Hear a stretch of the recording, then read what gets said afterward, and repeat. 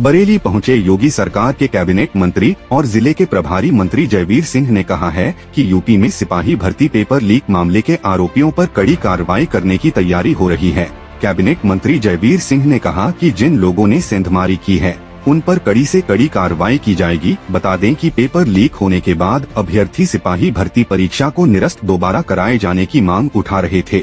शनिवार को यूपी सरकार ने बड़ा फैसला लेते हुए सिपाही भर्ती परीक्षा को निरस्त कर दिया है। इस बीच शहर पहुंचे बरेली के प्रभारी मंत्री जयवीर सिंह ने कहा कि चाहे कोई भी व्यक्ति हो, पूरे प्रकरण की निष्पक्ष और पारदर्शिता से जांच कराई जा रही है।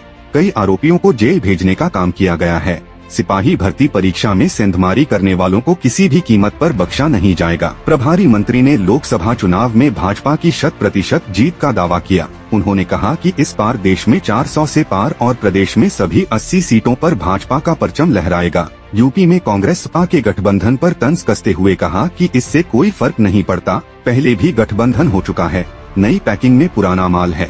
प्रभारी मंत्री जयवीर सिंह विकास कार्यों और कानून व्यवस्था की समीक्षा के लिए बरेली पहुंचे हैं। सर्किट हाउस में उन्होंने पत्रकार वार्ता की। इसके बाद कलेक्ट्रेट में विकास कार्यों की समीक्षा के लिए निकल गए। इससे पहले उन्होंने पर्यटन की योजनाओं की समीक्षा की। इससे पहले प्रभारी मंत्री ने सांसद, मंत्री, विधायक, मेयर समेत कमिश्नर और डीएम से मुलाकात की। बैठक में सांसद संतोष गंगवार, कमिश्नर सौम्या अग्रवाल, डीएम रविंद्र कुमार, विधायक डीसी वर्मा समेत तमाम जनप्रतिनिधि मौजूद थे। महापौर उमेश गौतम और जिला पंचायत अध्यक्ष रश्मि पटेल ने भी भाग लिया। पर्यटन मंत्री जयवीर सिंह ने कहा कि बरेली शहर को नाथ गलियारा और नाथ नगरी का तोहफा जल्दी ही मिलेगा। इसके तहत पर्यटन को विकसित किया जाएगा। धार्मिक पर्यटन के लिए लोग बरेली भी आएंगे। आपको भी ये महसूस होता होगा, सारा देश जानता है कि ज्यादातर जितने भी क्षेत्रीय दल हैं, चाहे पार्टी हो, समाजवादी पार्टी हो या तृणमूल कांग्रेस हो या विभिन्न दल हो, जितने भी क्षेत्रीय दल देश के हैं, उनकी उपज, उनका गठन केवल कांग्रेस के खिलाफ हुआ है, कांग्रेस की नीतियों के खिलाफ हुआ है। जब कांग्रेस सत्ता में थी उसी समय का गठन हुआ कांग्रेस की नीतियों को लेकर के। इसका मतलब साफ है कि ये गैर सिद्धांतिक समझौते हैं, गैर उद्देश्यपूर्ण समझौते हैं। केवल उद्देश्य एक है, तात्कालिक मोदी जी को हटाओ। लेकिन एक तरफ ये क्षेत्रीय दल मोदी जी को हटाओ अभियान चला रहे हैं, वहीं देश की जनता ने हमारे 10 साल के कार्यों को लेकर के मोदी जी को एक बार, तीसरी बार प्रचंड बहुमत से सत्ता सौंपने का मन बनाया हुआ है। तो अब कोई गठबंधन चले न चले, इकट्ठे रहें, अलग अलग रहें, का कोई फर्क पड़ने वाला नहीं है। हम इस बार 370 बीजेपी जीतेगी और मैं अगर एनडीए की बात करेंगे तो 400 पार जाएंगे। जहाँ तक उत्तर प्रदेश की बात करें तो हम 80 की 80 सीटें जीत करके एक बार नया कीर्तिमान उत्तर प्रदेश में बना करके आपको दिखाएंगे। देखिए, मैं समझता हूँ कि लंबे समय से सत्ता में रहने के बाद जिन लोगों को नशा था, उनका नशा अभी उतरा नहीं है और उत्तर प्रदेश का युवा उनका नशा इस चुनाव में उतार देगा। ये मुझे लगता है कि चाहे देश का मान सम्मान और प्रतिष्ठा इन 10 सालों में जिस तरीके से बढ़ी है, जिस तरीके से युवा, किसान, नौजवान, गरीब के कल्याण के कार्य हुए हैं, उससे पूरे देश की जनता का पूरा मूड बना हुआ है कि तीसरी बार 400 पार करने का मूड है।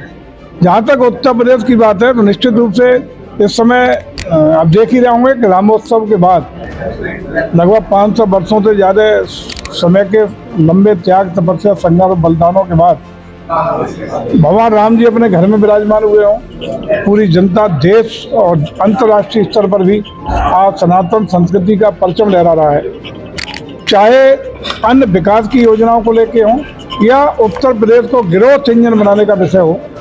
उत्तर प्रदेश में जो हमारा लगभग 40 लाख करोड़ रुपए के ग्लोबल इन्वेस्टर समिट में विभिन्न निवेशकों द्वारा जो प्रस्ताव प्राप्त हुए थे, बीच में लोग मजाक बनाते थे कि साहब वो कहाँ है, धरातल पे कहाँ है। 40 लाख के प्रस्ताव की बड़ा चर्चा सरकार ने कर दी, लेकिन आपने देखा कि माननीय प्रधानमंत्री के उपस्थिति में 10 लाख करोड़ से ऊपर के उन निवेश प्रस्ताव को धरातल पर उतारने का कार्य हुआ है।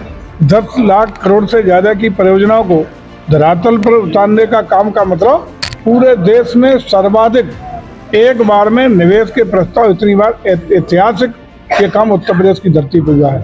तो इसका कारण ये है कि उस उत्तर प्रदेश को जिसके बारे में लोग बीमारू राज्य कहते थे, दंगाइयों का प्रदेश कहते थे, कोई भी निवेशक, चाहे देश का निवेशक हो, विदेश की धरती को निवेशक हो, उत्तर प्रदेश की ओर अपना इन्वेस्टमेंट छोड़ दीजिए, निवेश छोड़ दीजिए, झांकना पसंद नहीं करता था। लेकिन आदरणीय योगी जी के नेतृत्व में जिस प्रकार से 17 के बाद लोगों की धारणा बदली है, लोगों का परफेक्शन बदला है, कानून व्यवस्था को लेकर के, व्यवस्थाओं को लेकर के, डेवलपमेंट को लेकर के, और उत्तर प्रदेश जिस प्रकार से हिंदुस्तान का ग्रोथ इंजन बनने के लिए चल पड़ा है, उसी विश्वास को प्रकट करता है कि आज देश और विदेश के, चाहे डायरेक्ट FDI के प्रस्ताव भी तमाम उस 10 लाख में शामिल हैं, 10 लाख करोड़ में, जो हमें ग्राउंड ब्रेकिंग सेरेमनी में प्राप्त हुए हैं, जिनका शिलान्यास हुआ है।